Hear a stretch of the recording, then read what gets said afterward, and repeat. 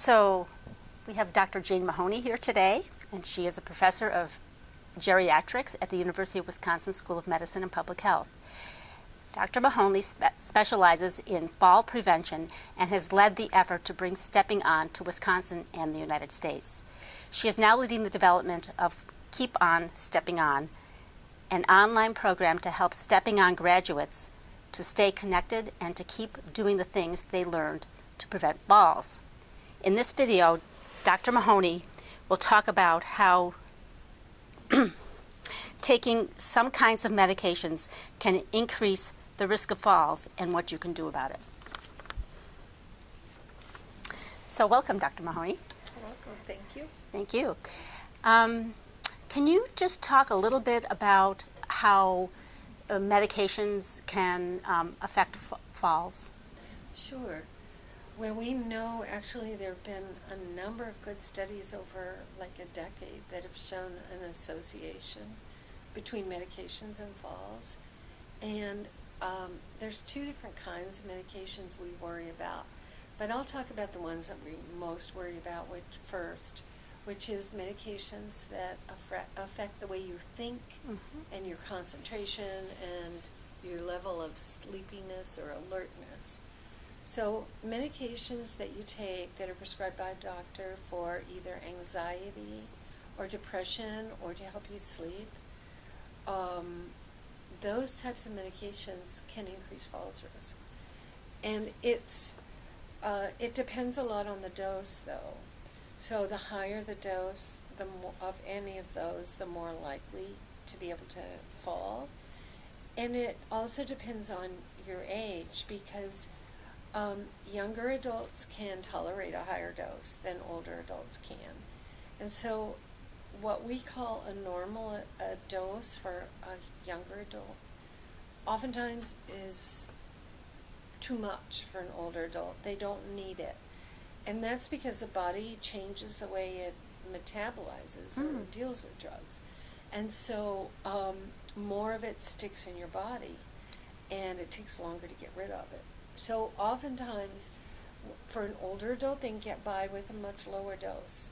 And that's what we want, because as the dose goes up, so does the risk of side effects, and one of the big ones is falls.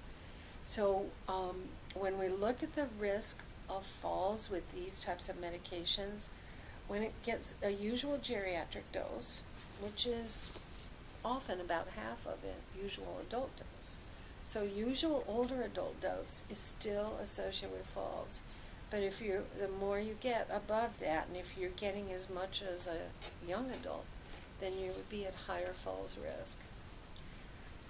So we know there's a good relationship, and what's thought is that it affects just a little bit of your reaction time and your judgment and your problem solving. Very, very subtle. And you might not even notice a side effect, but you're more likely to fall. Wow. Are there any other kinds of medications that older adults should be aware of? Well, the other major category is medications to lower blood pressure or to sort of, we call them diuretics, get rid of excess water. They do have a little bit of risk, and people can get lightheaded with them and get dehydrated.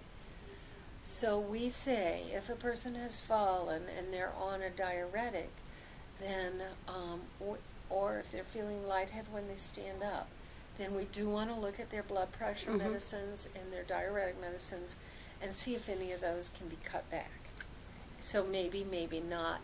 But we also definitely say if a person has fallen a couple times in a year and they're on any of the medications for depression or anxiety or sleep, then they should really go talk with their doctor and see if those can be reduced. And we say don't do it on your own, because you may really need that medication, but maybe you take a little bit of a reduction in dosage. So in the meantime, while people are waiting to talk to their doctor, or if they can't do that, are some other strategies to help people prevent falls who are taking those medications? Well, yeah, that's a very good question. And there are some strategies. I mean, one is be aware when you start a new drug in those kinds of classes or go up on a dose. Just pay attention. Wow, I wonder if it's affecting my balance or my thinking or walking around. And then just be aware, if you do have a fall, be sure to talk to your doctor. And if you're feeling like it's really a problem, talk to them right away, sooner rather than later.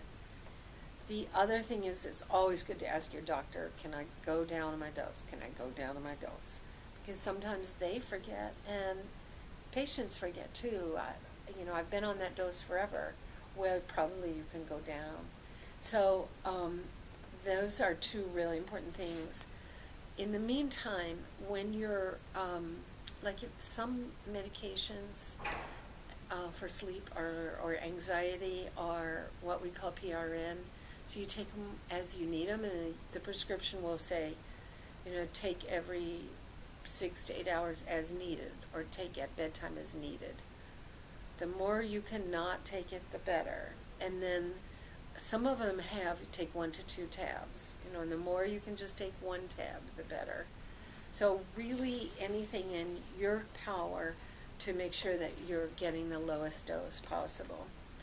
And then the next thing is just to, be aware that these medications will affect your balance and your risk for falls. And I think it means heightening your awareness so you pay attention more.